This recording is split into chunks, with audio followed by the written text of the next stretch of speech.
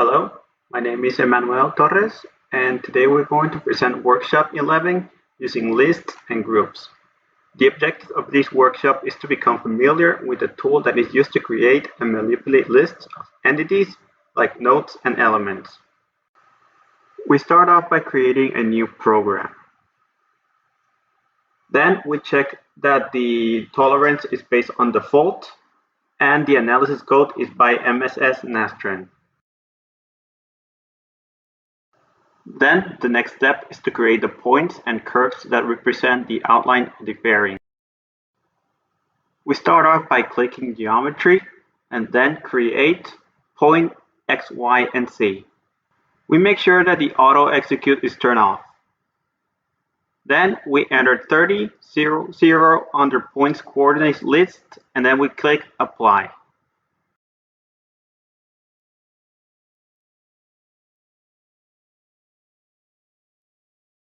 Then we select Create Curve X, Y, and Z. Then we put 1, 0, 120, and 0 on vector coordinate list and 50, 40, and 0 on origin coordinate list. Also making sure that auto execute is turned off. And once we have everything on there, we click the Apply button. Then we will select the method to point. And then we will select point number 1 as our starting point and point number 2 as our ending point.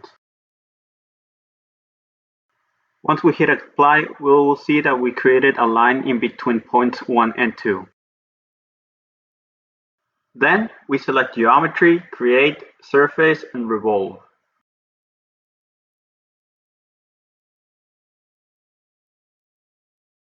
Then we're going to enter coordinate 2 for axis and then 360 for total angle.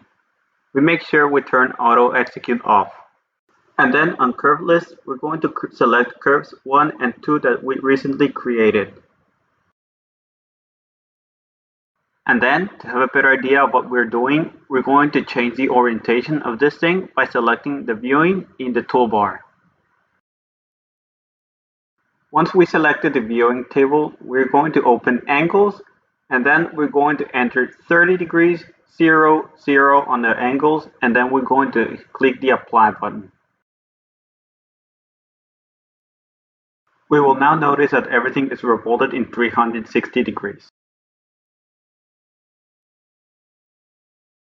Then we will select Display in the main menu. We will click on Geometry, and then we will put 3 in the number of display lines, and then we will click Apply. Then our next step will be to create mesh seats. We will start by creating a finite element mesh so that 4 node quad elements are created every 10 degrees along the circumferential edges. By doing this, we will select Elements, Create Mesh Seat Uniform, and then we will select the number of elements and enter 36 for the number.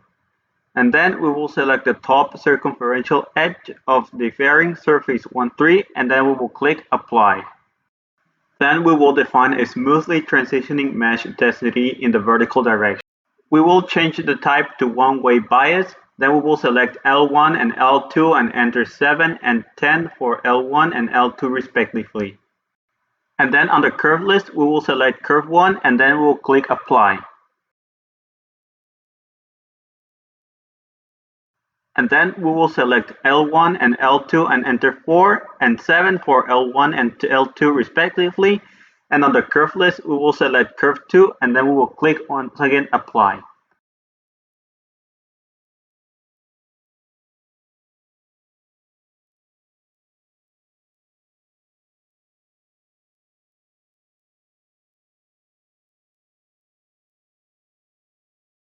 Now the next step will be to create model meshes. By doing so, we will go to Elements, then we'll put Create, Mesh, and Surface. Once we have this open, we will select Quad, Isomesh, and Quad 4. Then we will select the entire model by dragging a box around it, and then we will click Apply.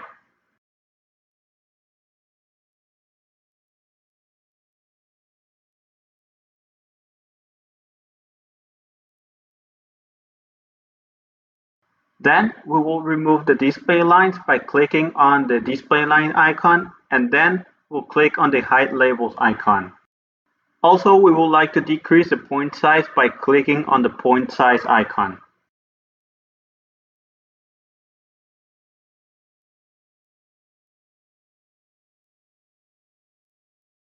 We will click Path Erase, and then under FM we will click on Erase. Now our next step will be to create model meshes. Then we will create another mesh. Under the curve list, we're going to select surface 1, 3, 1, 2, and 1, 1. Let's not forget to put Shift to select all of 3 surfaces. And then we will click on Apply. Our next step will be to observe the free edges. By doing this, we will look to verify element boundaries, and we will select free edges under display type, and then we will click on Apply.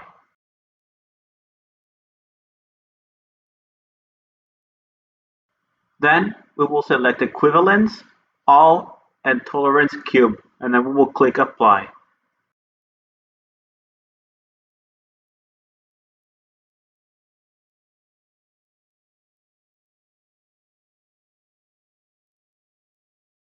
Once we have this, we're going to verify element boundaries, and we're going to select free edges under display type, and we're going to select Apply once again.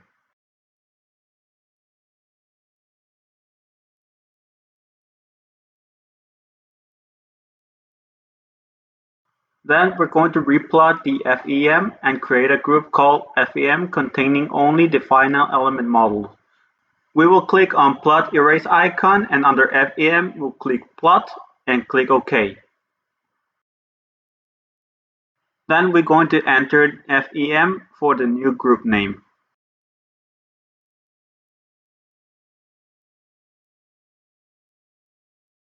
Then we're going to click to unpost all other groups. And on group contents, we will change to add all FEM, and then we will click on Apply. Then we will create a new material properties. This will be applied to the top cylindrical portion of the fairing. By doing so, we will go to Properties, Materials, and create isotropic manual input. We will select Alum1 for the material name. Then we will click on Input Properties, and we will select Linear Elastic, and we will enter 1.05 E7 for elastic modulus, 0.33 for Poisson ratio, and 2.6 E-4 to density. Then we will create another material called Alum2, and in Input Properties we will put 1.18 for modulus, 0.33 to Poisson, and 2.4 E-4 to density. Then we will head to OK, and we'll click Apply once again. Once we have the materials, we will create a field. By doing so, we will head on Fields, Spatial, and then we will select PCL function. Then we will enter thickness on the field name.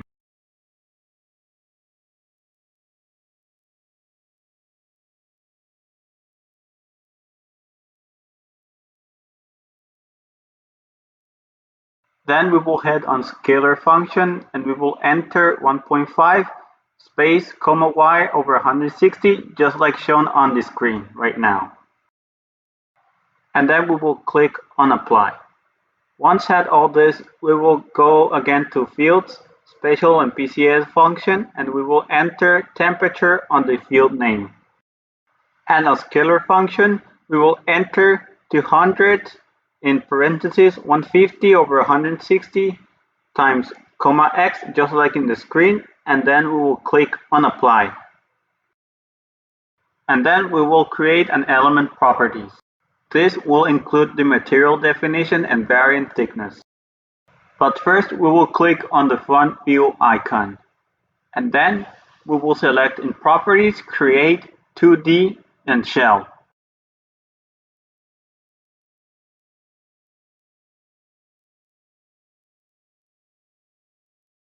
Later on property set name, we will put prop1. And then we will head into input properties and click on material property name. And we will select alum1 from the select existing material window.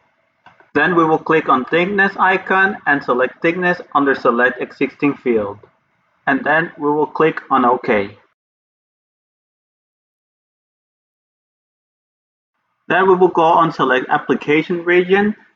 We will click on select members and click on the shell element icon. And then we will select the entire upper region of the model. Then we will head on OK and apply.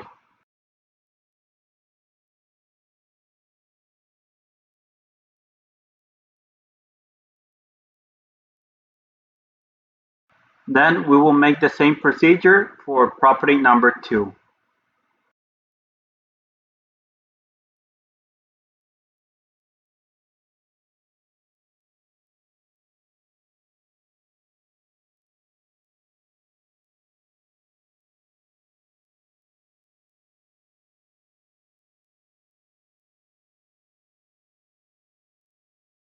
This time the application region will be the lower part of the model.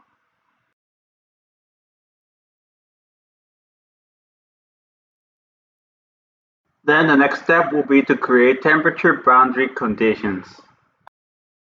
We'll head into loads, BC, and then create temperature and nodal. And then we will enter temp for the new set name. And later we will head on to click on input data. Then we will click on temperature and select temperature from the spatial fields.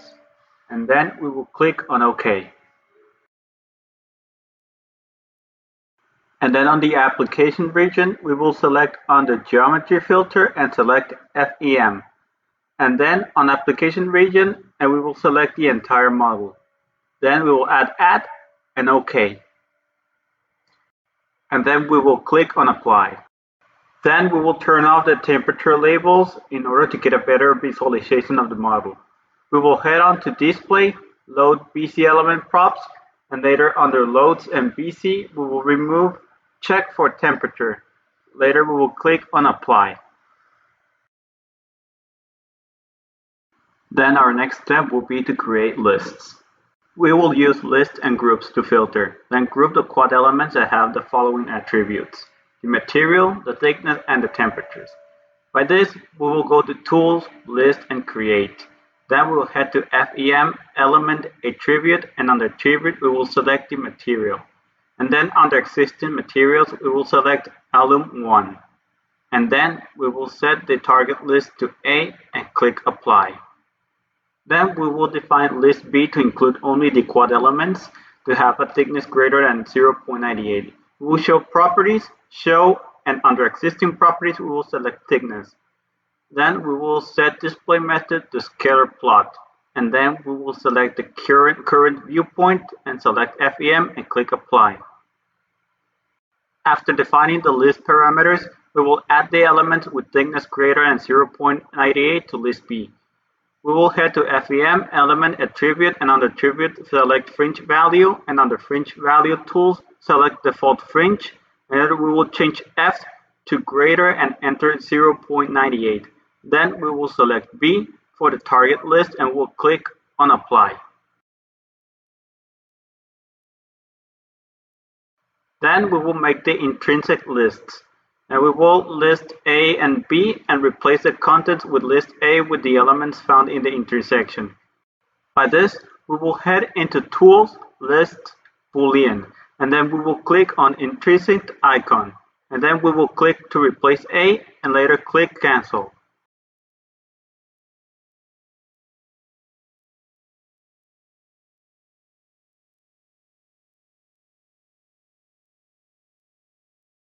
Later, we're going to perform our final classification of the elements. We're going to isolate those elements that satisfy the third condition of the applied temperature loads lower than 230.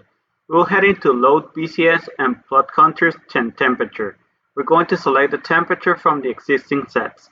Then we're going to select temperature under select data available, and then we're going to select the FEM group, and then we're going to click to apply. Then we're going to clear the contents of the list B and add the values obtained from the final classification.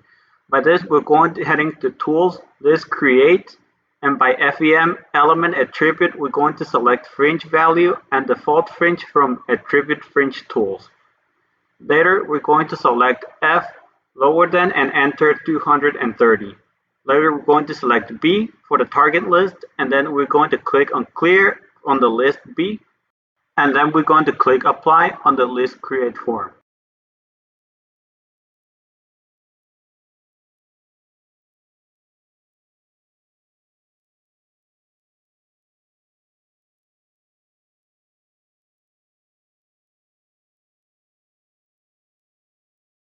Then the list A and B will be intrinsic again to create a list C. This list will contain the element that satisfies three conditions. The contents of list C will be replaced into a new group called common quads. We'll head into list boolean, and then we'll click on clear, and then click on the intrinsic icon, and then click to add group, enter common quads for the group name, then we'll click apply and then cancel.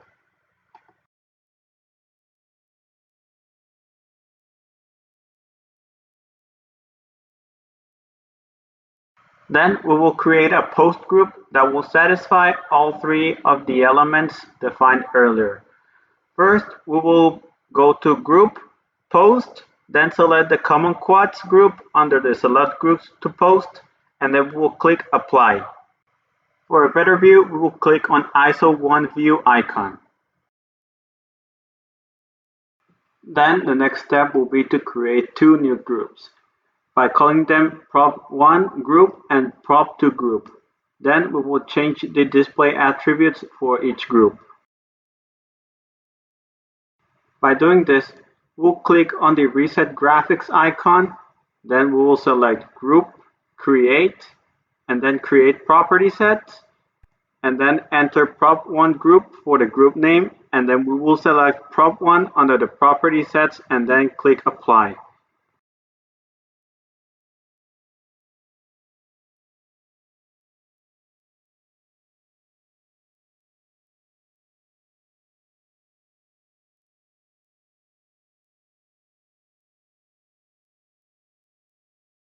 We will repeat the same procedure for prop2 group.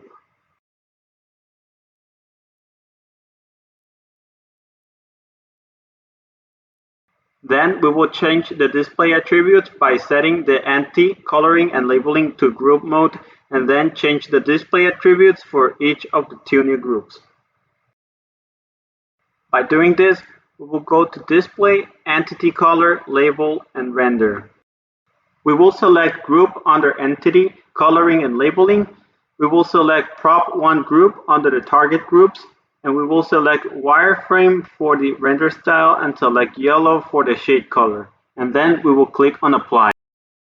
Then we will select Prop2 Group for the target groups and select Hidden Line for the render style and select Dark Blue for the shade color.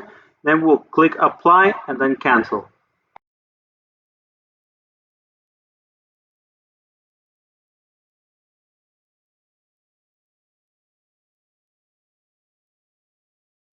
Finally, we will post the both groups. First, we will go to ISO 3 view icon. Later, we'll go to Group, Post under Selection Group to post. We will select Prop1 group, and then we will click on Apply.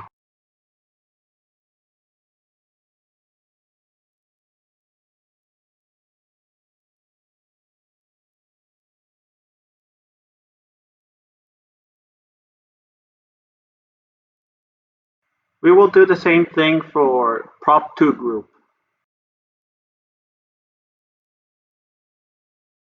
And then we will post both the Prop1 group and the Post2 group by selecting both groups and then clicking on Apply.